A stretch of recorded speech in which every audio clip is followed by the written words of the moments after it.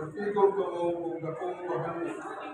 Kung tahoron ninyo ang inyong amahan, sa kaadlaw ni anak, ang inyong kagalingong mga anak, maglipay kaninyo. Ang Ginoo magpatalingog sa inyong mga pagkakas.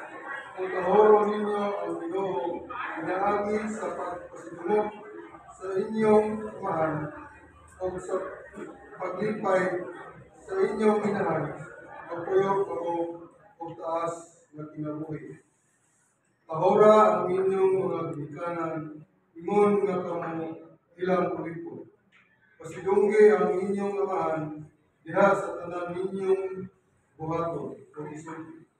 Aron magawat ninyo ang iyang panalangin sa paghatag sa mga ginikanan, sa ilang panalangin, naghatag sila sa kusog sa panimalay sa ilang mga anak. Anak, at imana ang imong amahan. Init katigulang na niya.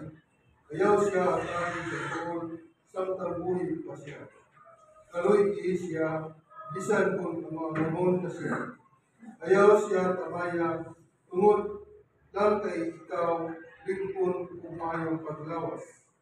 Ang Ginoo dili malimot sa mga kaayaw na imong ipakita ngadto sa imong amahan.